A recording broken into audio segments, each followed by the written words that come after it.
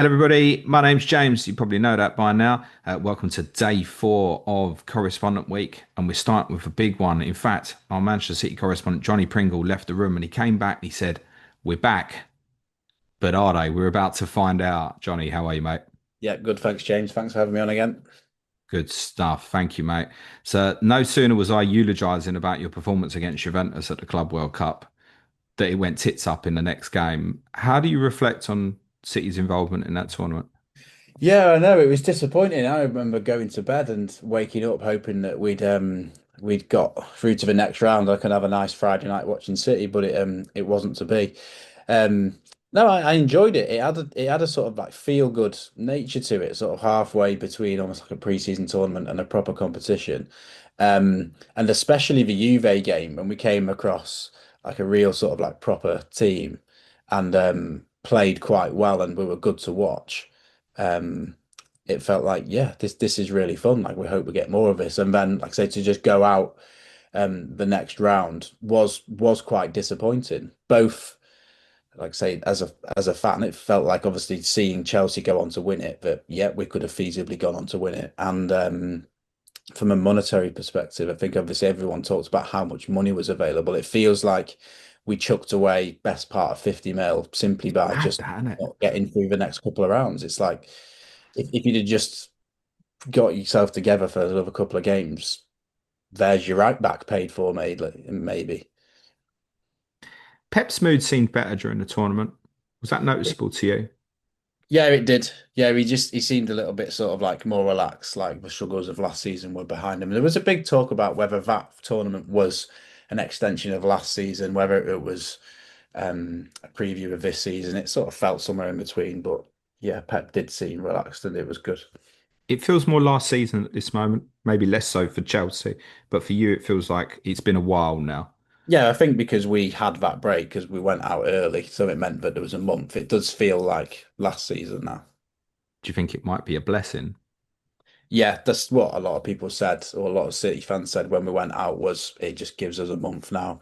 Obviously, it's disappointing, but you can't complain with a month's break for the players. Yeah, absolutely. Talk to me about some new backroom staff. There's a bit of differences there for Pep now, isn't there? Yeah, so the big one's Pep Linders, who's obviously infamously come from Liverpool, he used to be Klopp's assistant. Um, what's it? I think a lot of people have given him credit for a lot of the off the ball stuff that Liverpool did. I suppose Liverpool fans will probably know more than me. But yeah, he's been brought in. Was quite surprising, but quite pleasing. He's obviously been a successful assistant manager at another top club, so it's good to bring him in and sort of give a bit of a basically just some fresh faces to the backroom staff. And then yeah, Kolo Toure helped out in training during the Club World Cup, and he's been taken on permanently. I remember reading an article saying that I think some people felt like the backroom staff had sort of just stagnated a bit last season, that the energy that they were giving the team just wasn't there. I think something that you'd noticed about City teams in the past was that they had a huge backroom staff that went everywhere with them, and they had this real energy that went with the team. And yeah, I mean, there was a report by Jack Gorn from the Mail who said, yeah, that seemed to have just dissipated last year. So this is an effort to try and sort of reinvigorate that. Apparently, they've brought in just more coaches just to be around the place and facilitate training, just to add that energy back. So that would feel like a positive, and that might re-energize Pep even further as well, because so many of us were concerned about him last year, mate. Yeah, yeah, yeah. He didn't seem.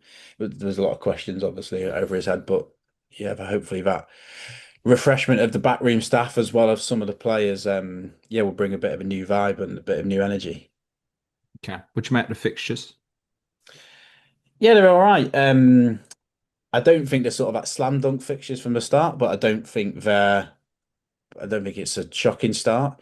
Um, I think the real sort of like nice run for us starts in game week 13, which is why a lot of people are targeting wildcard 13.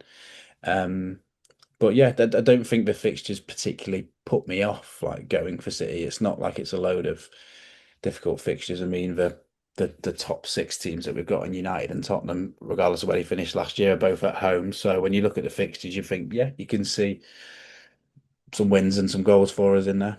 Yeah, I mean, it's worth saying, not just game week 15, on my 5 week rolling difficulty, I've got you top game week 6 to 10 as well. You've got Really? Burnley, Brentford, Everton, Bournemouth, three of those of four at home as well Yeah. over that period. That's a good stretch as well, though. It does feel a little bit different to the start of most seasons for City because quite often your fixtures come out, Johnny, and it's like, right, which three? We will spend a month going, which three has it got to be? These Yeah. fixtures don't feel quite that way No, like at the it's not start. like it's not like a slam dunk, is it? I'm just getting them up now again to refresh. No, and I guess a lot depends. I mean, your first two home games are Tottenham and Manchester United. I mean, if you get the Tottenham and Manchester United league performances of last season, they're obviously very straightforward. Although you're probably going to say something about playing Tottenham particularly, and maybe Manchester United. Yeah. But obviously, those could be very challenging games this Yeah. year if those two teams improve. Brighton is always one you might catch them on a good day, but you might not. And Wolves away opening day, it's going to be emotional at Molineux because of obviously what's happened with obviously Diogo Jota as well. So, yeah, slam dunk's a good word because quite often we look at yours and it's like, oh, I've got to have three. It doesn't feel that way Yeah. this time. You've obviously done a bit of business and was obviously done primarily before the Club World Cup started, and we're going to speak about some of those players during the course of this podcast. Are you expecting any more? I don't think so. I think we were hoping for a right back. Tino Livramento was the name that's been going round all summer. I think I've just always been under the impression that it's just a really difficult deal to do. You have to pay Newcastle a lot of money. He's got quite a bit of time left on his contract. Um, so just been always been a bit skeptical about whether that would get over the line. I think something to bear in mind with City is that I think the homegrown rules are sort of like restricting us a bit at the moment. I think with the squad as it is, we need to sell two homegrown players or leave them out the Champions League squad. Sorry, non-homegrown Yeah, players. yeah. We're too many over the limit. That's without any signings. So if you wanted to buy a foreign right back, then yeah, we'd have to sell three players. So I think that's why they're targeting Livramento. But if the last I read was that it's reached a point where they're just happy to go with what they've got. So Um, I guess with that in mind, you're probably more likely to have levers rather than incomers at the moment. Though most of those speculative people like the homegrown players like James McAtee yeah. at the moment. Can you foresee any of the overseas players leaving then? Yeah, so there's been rumours about Edison, Akanji, Gundogan, Kovacic. There was a strange rumor about Nico Gonzalez, obviously like 6 months after we signed him. But yeah, I think it's just got to the point where I think we need to sell two of them. Um, it's gone a bit quiet again. I think a couple of weeks ago it looked like maybe Edison was nailed on to go and maybe Akanji was nailed on to go, both to Turkey. Gundogan really strongly linked to Turkey as well, but they seem to have gone quiet. So I don't know. I don't know what's going to happen. Yeah, something's probably got to go from now, I'd suggest. And I'm just thinking when you were talking then, the last couple of years, you and I have had conversation at this time of year with real concern about the depth of your squad. Yeah. And partly because of what happened with the injuries last year, that's actually come full circle again now. We know Pep likes a thinner squad. Has he changed his stance on that a bit then? I don't think he's changed his stance, but I think that maybe the people around him have basically said, we saw how it didn't really work. So we're going to give you all of these assets and you're the one who's going to have to manage them. There's a bit of a running joke with City fans that say we need to take Pep's toys off him because he loves players like Gundogan, Bernardo, Akanji, Kovacic, these players that like are quite old. The nickname the Unks amongst the City fans. And people are saying you need to just take them off him, otherwise he will use them. There's a bit of a fear that we're going to line up against Wolves with Kovacic, Gundogan, Bernardo in midfield with players like Shirky, Marmoush, Reijnders, all the exciting new toys left on the bench. Kovacic is injured, isn't he? I want to say. Yeah, that's good. Yeah, he is with an Achilles, ironically. Well, you say ironically because you just had one of them, haven't you? Another one who's had injury issues. Just a quick word on KDB. Yeah, Ledge, you've not had a chance to kind of say goodbye, so go and have a minute. no, just Premier League legend, obviously up there with probably the greatest player at City, or City have ever had. won it all, one of, if not the greatest Premier League midfielders. We'll miss him. I think you alluded to it in the past, James. When KDB was on the pitch, there was a way, and it always felt different when he was off the pitch. It always just felt like, oh, we could do with Kev today. We could do with Kev. He just was able to pick out passes, crosses, goals from anywhere. Like I said, if we were ever chasing a game and De Bruyne was on the pitch, it always felt like we were going to do it. Um, and I think the word irreplaceable comes to mind. And I think we've had that before with Yaya Toure. And when he went, De Bruyne was the one who sort of stepped into his shoes. And I think it's the same now where it doesn't currently feel like someone can come in and replace him. Um, so we'll have to just work around it. Does it feel easier in the sense, though, he's not come off having played 100 games for you in the last couple of years? Yeah. In the sense, you've known this is coming. I think it's probably fair to say. Yeah. Yeah. And I think the 23-24 season, when he was injured for most of it, we sort of got a little bit used to it. And then last season, yeah, when he was used sparingly a bit. Um, Joke of a footballer, mate. I'm pleased he's gone. I said that a few times because there was times I watched him, particularly when he was having moments of struggle for your standards. I was worried for him. What a player! One of the league's greatest ever players, not just from your club, mate. yeah. One person who will miss him, no doubt, though, is Mr. Robot up front. Yeah. In your FPL team at the moment or not? Not at the moment. Because normally, Johnny, we sit here and you go, I don't want to go against him, can I? What if he goes off mad? Yeah. What's now different? I think seeing the sort of shift from forwards to midfielders last year and how effective it was, the extra point that midfielders get, the extra point that um, they get for clean sheets. I think there was a period last year when everyone did that Haaland to Salah switch, and the Salah, Saka, and Palmer seemed to just be shitting points left, right, and centre when Haaland seemed to be really scraping for his points. Um, so it's not a lot against him. I think maybe it is that sort of start, but maybe it's not a slam dunk start that it has been like in previous seasons. It's obviously his price. And I think the slight reduction in effectiveness for forwards in FPL because of that bonus point reduction for penalties means that yeah, I just think there's more value to be had in midfield. So me personally, that's where I'm focusing my money. So you're going to be going Salah, I'll take it. Yes, at the moment. Even the City man saying Salah over Haaland. What a differential, though, at the start. And I think his ownership is low enough that a few are picking up on that. You look at Wolves away opening weekend, they're possibly not in the best situation at the moment. It's difficult to back against. You can't have them all ultimately, right? No, no. Um, but I think as you alluded to before, that fixture run, particularly Burnley at home, who we This is a have a good scary one. record against, that's going to be the scary one where everyone sort of looks at it and goes, "Oh my God, why haven't I got Haaland this And week?" also the consequence of that the next weekend. It might not show up great now, but it might look very good when you get there. Brentford away in 7, Yeah, Chelsea and Liverpool play each other. yeah. So it might be a theme of this podcast, but I think my tactic is to sort of just see how we get on in a few weeks, and then if we're at it and the Haaland's at it, then those fixtures look tasty. Yeah, I probably wouldn't have him as the best captaincy in any of the first 5, but I'd make a strong debate that between 6 and 13, Salah might not be best on any. Yeah, So, yeah, I can see that a potential popular switch around about that point of yeah. game week 6. Yeah, I've been eyeing that up and looking at different combinations about how you can shift the premiums around, and I know that that's something that looks quite nice. The problem is if Salah starts so well, it's so difficult to sell, isn't it? Yeah, You look at some of their fixtures as well. I mean, yeah, Chelsea 7, but okay, home to United and Villa afterwards, trip to Brentford themselves.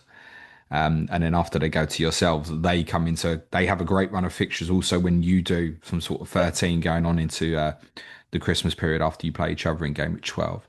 yeah, Rayan Ait-Nouri signed. He's in at 6 alongside Josko Gvardiol. Yeah, First and foremost, would you have a preference between those two? I think Ait-Nouri. I think he's going to play more minutes than people think he will. I think people think that he's going to be very susceptible to Pep roulette, which inevitably he will be. But I think he's going to play more than people think. I don't think he'll be part of just like a rotation with Gvardiol or Ake for left back. I think he's gonna have that left back spot by default, and unless Pep sees a tweak. In the Club World Cup, we were playing him very high. He was providing that width out on the left hand side, which allows again left wingers to come inside. So I think he's going to be quite important for us. Um, and yeah, he's an exciting player to have both for City and for FPL. I guess it's very difficult at this stage to project what happens once the Champions League fixtures start and what your quality opponent will be, and if you've got Saturday, Tuesday, or Wednesday, then Saturday 3 o'clock, and things like that. You look at the fixtures like Burnley at home, game week 6 now. And Yeah. it's very difficult to know. I don't know. You might be playing on the other side of Europe on like the Tuesday afterwards, for example. Very Yeah. difficult to assess at this stage. If you think Ait-Nouri is a bit safer than what people generally think, as a consequence, is Vardiol not?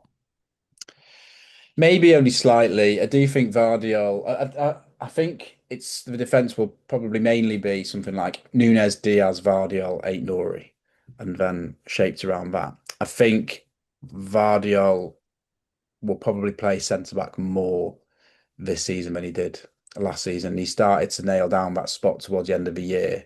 So he might become part of like that left back rotation, centre back rotation, rather than just having that left back spot nailed down last year. So I think ever so slightly, but I do think he is one of Pep's preferred players. He was player of the year last year. I think I remember saying to you more by default because of Yeah. availability than anything, but that does still count for something. There's a lot there, though, isn't there, in terms of centre backs? Yeah. Kanji, Aki, Stones. Shouldn't be ruling any of these players out, right? And you're saying possible preference, Vardio and Diaz, but I mean, John Stones obviously fitness dependent. Those other three are all going to be knocking on the door, aren't they? Yeah, yeah, and that's why I wonder whether they're going to try and shift any of them. However, I think they're trying, but it's easier said than done. Yeah, I suppose John Stones is not the one, though. Is it coming under homegrown, right? Yeah, yeah, but I wondered whether they would shift him anyway because of his injury availability or injury status. But Stones is so good. If you can get him fit, he's arguably our best centre back. But it's just getting him fit that is the key point. And I think it's difficult to offload him because of his wages and because of his availability. So he might end up staying by default. And I think we had a period before where he's almost reached a point where it almost looks certain for him to go. And then he formed that real nice partnership with Diaz and just reinvigorated his career again. So it wouldn't surprise me. I'm hoping that happens again. Yeah. Do you think you start with Ait-Nouri? No, not at the moment. Like a lot of other people, I've become a little bit hooked on the defensive contributions. Um, so I am tempted, but again, going off the same logic as before, maybe just giving it a few weeks, seeing how we line up, how we go on, and then if we are playing well and he is playing every game week, I feel like then a lot of people will be attracted to him. Are you starting with A6, at least, as in that 6.0? Yeah, I'm starting with Van Dijk. Okay. Yeah, hearing that more and more and more. Okay. One other 5.5, I think to mention, you're obviously ruling out essentially, I guess, Aki, Akanji, and Stones from this conversation. But what about Matthias Nunes, mate? It's one of them, isn't it? Where obviously when someone has a position change, they become a little bit more exciting.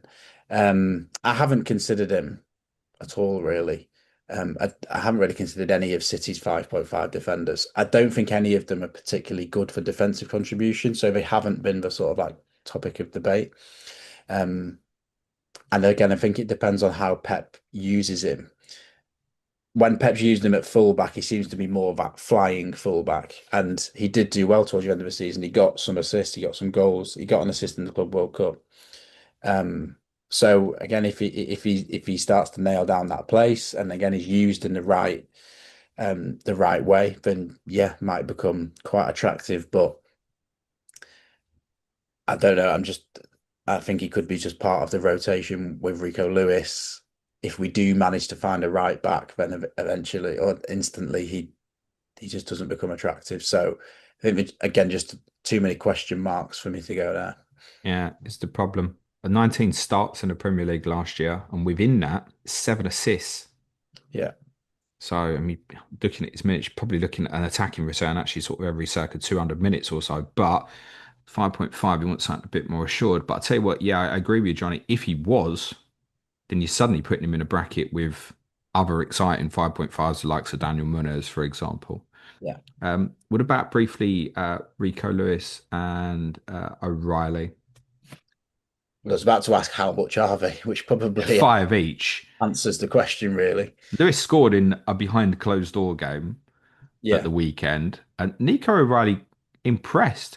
I mean, it's a period last season, mate. If he hadn't been classified as a midfielder, people would have been picking him up. Yeah, O'Reilly was an interesting one because I think he was a number 10 in the youth academy. And then Pep style just, no, you go and play at left back and actually did really well. Um, I think they're both good players, both promising players. If they were 4 or 4.5, you might be tempted to start with them. I know that I think it was last season or the season before, Rico was quite popular. Uh, 4.5 last year, yeah. yeah, but not particularly interested in either of them. I think they're both second choice for now. O'Reilly, I guess, would be second choice to Ait-Nouri, and obviously Lewis potentially to Nunes. And Yeah, Lewis will see more minutes, subject to how Pep wants to set the team up, essentially. yeah, Yeah, makes sense. Okay. James Trafford signed. yeah. Who's number one, mate? I think it will still be Edison. It's been really interesting because the goalkeeper saga has sort of been all over the place this summer. 1 minute Edison was going, then he's staying. The other minute Ortega's going, then he's staying. Then they're both going. And with signed Trafford, it seemed like the fan base managed to just manifest that Trafford transfer happening. It almost just seems too obvious. It was like, right, one of these keepers is going to go. Let's sign Trafford, homegrown, really good talent. Um, He'll also come under club trained, won't he, yeah, technically? comes You under haven't come club through your train. academy. Yep. And it almost seems like let's just get him and sort out the situation after. Like I said, maybe 2 weeks ago, it felt like Edison was really nailed on to go to Galatasaray, and it was going to be right. Trafford is being brought in as a number one, but then all of a sudden it flipped to no, Edison's staying, and Ortega's the one that's going, which I think is more likely now. And in that case, I think that's the ideal scenario that a lot of City fans were hoping for, in that Trafford comes in to sort of take Ortega's minutes in cup games and other games, maybe with an eye to becoming the number one next season. So I think that's why I'd say Edison is still number one this season. But I don't think it's as assured as you'd think. Like if he started to have a few dodgy games, I don't think Pep would hesitate to switch to Trafford. No, you can't go there for any of them anyway at the moment, could you? Unless Ortega went and then one of the other two was injured. And Yeah, I think probably wouldn't want to go Edison at 5.5 anyway. Trafford at 5, maybe. If it yeah. works the other way around, possibly. Okay. Trafford starts against Wolves, that'd throw a cat amongst the pigeons. He definitely would, mate. Talk to me about Phil Foden because got some nice goals in the Club World Cup, Yeah, but also simultaneously not that many minutes. How are we feeling about him? optimistic. I think we were all disappointed with him last year. I think he had some, we talked about on the podcast, he had some personal problems, had some health problems, which meant that he just wasn't at his best. Um, we've heard the usual spiel about how maybe he's over them, feeling reinvigorated, new haircut. Um, and yeah, looked good, looked fit, looked like he was happy at the Club World Cup. So hoping that continues into the new season. If we can get that Foden back from the 23-24 season, um, then yeah, there's a great asset in there. But at his price, again, I think it's probably just too much of a gamble to start. But if he's able to string games and form together, I can see him being very popular quite quickly again. Marmoush worth point 0.5 more? Marmoush is interesting. He's such a good finisher, isn't he? He has like such good output. I think it's dependent on the system. I think Pep tried a couple of systems at the Club World Cup. One where Ait-Nouri was sort of tucked in a little bit with Doku providing the width. One where Ait-Nouri where was wide and Marmoush was sort of slightly inside. I think Marmoush started up front on one of the games as well. Um, Pep did really like him last year, so it's one of those who you think is prone to the rotation, but actually ends up playing more minutes than you'd think. I wouldn't be dead against it if people wanted to go there, but again, I think just question marks for me mean that I probably won't. Yeah, the question mark's minutes, right? Yeah, Yeah. Would he fall into the category if Haaland gets an injury and is out for 6 weeks or so? Each don't think twice, put him in. yeah, taking up that Julian Alvarez spot. Yeah, I think so because he's the one who played up front when Haaland was unfit last year. So far, Johnny, we've gone through the big players. I don't think you're having any Man City, or are you going to tell me something different? Rodri's back. Rodri's in at the moment for me, I so there you go. You're waiting for that. had a feeling you might. Go on. So I had a thought at the end of last season anyway, where the sort of like budget midfielders were just apart from Morgan Rogers were just a bit of a nightmare. And I remember thinking, would it be that bad to just set and forget Rodri and Rice? Like how many points would they get? And then they introduced the defensive contributions, and that made it really interesting. And I think it was I don't think people had quite put two and two together. I think Rodri's like defensive contributions had been put out there in an article by FPL, but no one had quite tied it with the points from last season because obviously he didn't get that many. But then when you have a look in previous seasons, I think Tom Hadley has been putting out some really good content this season. Shout out to him. It's a He, Wigan fan. yeah, I've seen him across socials yet. yep. And he put out a graphic the other day saying that Rodri in the 21-22 season 85% of his games, he got four or more points, which is ridiculously high. 71% in 22-23 and 65% in 23-24. And I think I remember doing a little bit of maths myself in 23-24, he got 158 points. And in his best season for defensive contributions was 21-22, where he got 40. And it's all of a sudden you're thinking, well, Rodri's ceiling is 200 points. It And could be. I'd throw a few caveats in. yeah, Um, One, based on what you said there, the actual defensive contributions are coming down. yeah, And also, obviously, the 23-24 season, we can't expect him to get 18 attacking returns. That's insane. And the other one, of course, is historically always played. yeah. That might not be the case now. Yeah, I mean, so will he even start game week one? he was back in open training yesterday. I think they've got an eye on him playing against Palermo on Saturday in our only friendly, hoping to get him fit for the week after against Wolves. But yeah, all three caveats are the caveats in my mind. So he's not completely nailed. Um, but like I said, the potential is there. It wouldn't surprise me that he was just a okay, first name on the team sheet from day one. Started So, ticking. out of interest, have you got Rice in as well? No, Okay, so is it one or the other in your mind?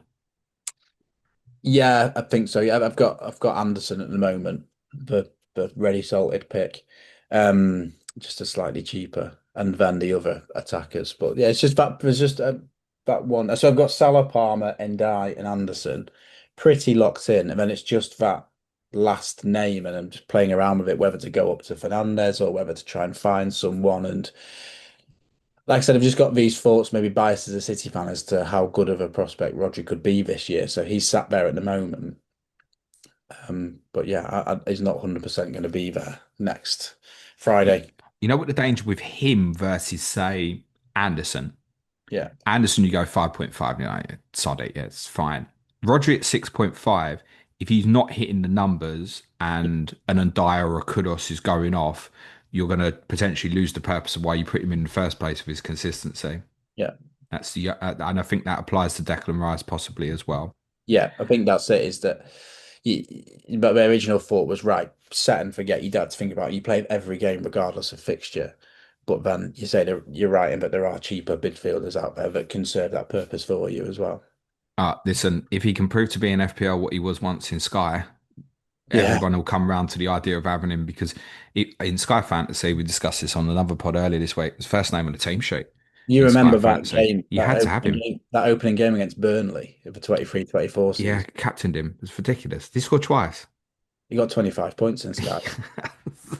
I think he scored twice, I want to say, from memory as well. He scored, got an assist, got like all three bonus top tiers. Yeah, Um, brilliant. Shout out for Cloud FF. I might be having to stick Rodri back in that one. But my biggest concern at the moment, actually, Johnny, for the start, would be his minutes. If he comes through those first five, looks consistent, looks like he's hitting the numbers, then yes, I want to come back and look at that again. And actually, with Arsenal's fixtures at the start, it might even be that it's similar to coming back to an Arsenal asset. Don't trust any of the attacking ones in quite the way you'd hope. Okay, maybe I'll go for the consistency of Rice. I I think really hope a he, no for me. I really hope he does get back to the form he was at before because he was just so important. Yeah, same, mate. Same. Talk to me about Tijani Reijnders as well. Picking up a little bit of interest. He's in that 5.5 bracket, but I'm guessing you prefer Anderson. So I tweeted this, I tweeted about him recently, and I think a lot of people have picked up on it. Yeah, 16 goals, 4 assists in Serie A last season, won Serie A midfielder of the year. I think was quite popular with people who played Serie A fantasy. And if the defensive contributions hadn't been introduced, I think he'd be of a lot more interest. But his defensive contributions numbers aren't just bad, they're absolutely abysmal. Like we're talking about maybe 3 or 4 defensive contributions a game. Um, I think if he was closer to the DEFCON ceiling, then he'd be a little bit of a unicorn actually at that price because I do think he does have the capability to get a good amount of goals and assists for us. Um, but I think again it just comes with minutes and other people, that floor of having other midfielders in a similar price bracket, getting those defensive contributions that I think are just making me shy away. He has been in my team. He has been in and out of my team. I've Um, seen him in a few, mate. yeah. I wouldn't be against it. I don't mind it. I think a bit like Ait-Nouri, I think he will play more than people think. He played a lot at the Club World Cup. Um, he's got legs, he's good technically, he's got he's got numbers, so I can see Pep playing him a lot. Okay. Yeah, I wouldn't rule that out. I guess it's just the usual concern and caveat with City players because there's a number of players here we haven't mentioned at all. For example, another new sign, Rayan Cherki. Yeah. Thoughts? Really exciting player. Um, when we heard that Wirtz was going to Liverpool and then Shirky's name popped up, it was like, oh, that's interesting. He's just a classic mercurial playmaker, isn't he? Really exciting player. Um, if anyone's going to be that De Bruyne replacement, it's him for the creativity that he brings. 6.5 is a really interesting price. If he played regularly, yeah. There could be a point this season where he's in everyone's team at that price if he starts to string games and numbers together. But my instinct tells me he's going to start on the bench, that Pep's just going to have his more trusted players in the first game week and maybe onwards from that.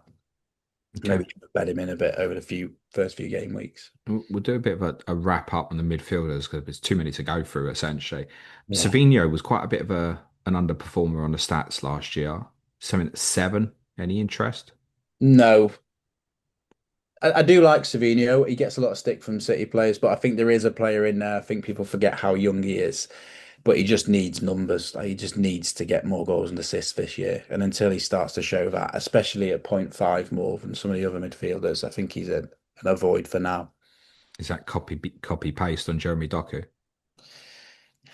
Yes, but I think people are more optimistic on Doku. He had a good Club World He Cup. did. Um, and he's been the pick of a few City fans, sort of like player to keep an eye on this year because we all know how good, how exciting he is. And again, it's a similar thing. He just needs to get more goals and assists. And to be fair to him, he did do that at the Club World Cup. So I think it's a question of whether he continues that into the season. I think the question mark in my head is who's going to start on that left-hand side? Is it him or Marmoush? I think Pep will do well to get them both in the team. And I think them two will probably share minutes. He's one Doku. He frustrates me. I think he frustrates Haaland. I've spoken about that a lot, but there was a little bit more directness I saw in the summer. He scored one absolutely terrific goal. Yeah, I think in the Juventus game, I want to say. Um, yeah, yeah. It was yeah, when touch inside him and there's no doubt in the ability in him. You look at the goal. I think it was it against Fulham last year where he cut in off the left and he's just unleashing one. yeah, Quality's there, absolutely no doubt. 6 goals scored in his 2 seasons, which essentially would equate to a full amount of minutes of a full season. But there is 16 assists with that as well. yeah. So if you add the minutes regularly enough, yeah, it's fine. Who knows if you're going to get them, mate? Again, it wouldn't surprise me if there was a period this year where he had a good run in the team and was finding decent numbers, but it's just again too much doubt at the start of the year. Bernardo Gundogan, same price as Doku. No goes. No, just sort of same as usual. Minutes for Gundogan again is the main concern. Bernardo, Pep seems to just absolutely love him. He's maybe the main person who was alluding to before when people say take Pep's toys off him. Um, he's been of interest in the past, hasn't he? But he's just never quite got those numbers to make him a viable FPL asset. I haven't looked at his defensive contribution stats, but he's not been in any of the articles about the top players for it. So I'm going to assume they're not great. So yeah, neither of them interest me. I presume Grealish is going. You'd think so.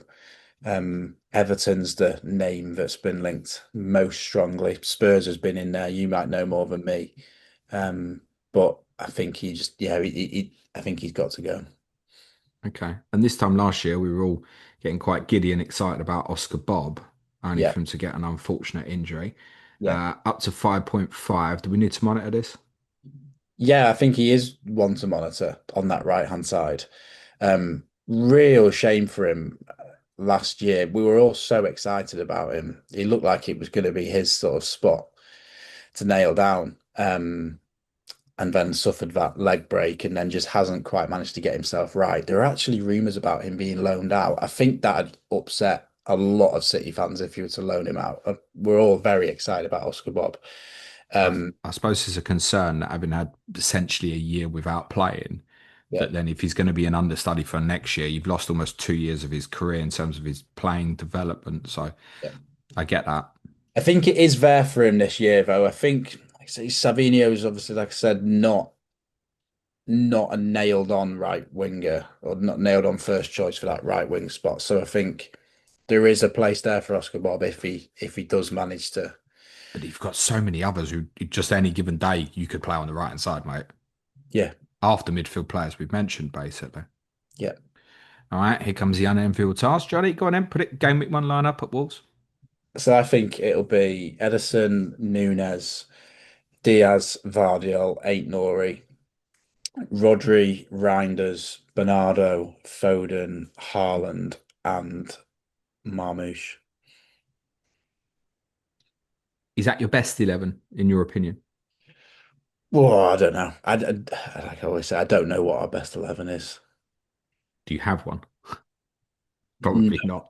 We've had ones in previous incarnations of Pep's teams. Like if you'd have asked me at the end of a treble season, I would have said yes, this is our best All 11. right. Let I'm me going ask to you. tell you City's best team for about 18 months now. Let me ask you a slightly different question. On top of Rodri and Haaland, Yeah, how many of the other 9 do we know would be part of that? we don't. Good answer. I agree with you. Where do you think you finish? I'm going to say top because I always do because Good I'm lad. biased. Because I'm biased. Um, I think if Liverpool get Isak, it makes them really formidable and makes it quite difficult for us. Um, I think we have to get Rodri back to top form for us to do it. I think we have to mitigate the right back situation, but we have done that before with Delph and Zinchenko playing at left back, for example. So I don't think it's completely unmanageable. I think we have to get more goal contributions from players that aren't Haaland. Um, but I think it's doable. I think Liverpool were very good last season, um, but they weren't at a level that I don't think we can't get to. Agreed, mate. I think you're back in with a shot. Good luck for the season, my friend. Anything more plug before we finish? Not really. I suppose aside from my own FPL account, FPL Pringle, maybe like I say my personal account, MCFC Pringle, for sort of more focused City stuff. Good stuff, mate. Thank you again. Next up in Correspondent Week, it's Sean Norton talking about Everton. We'll see if maybe Sean's interested in the prospect of taking Jack Grealish. They do look like they're finally trying to do a little bit of business. Just leaves me to say thanks again, Johnny. Good luck for the season. Be nice to each other, everyone. Cue music, please. Man, Chuck.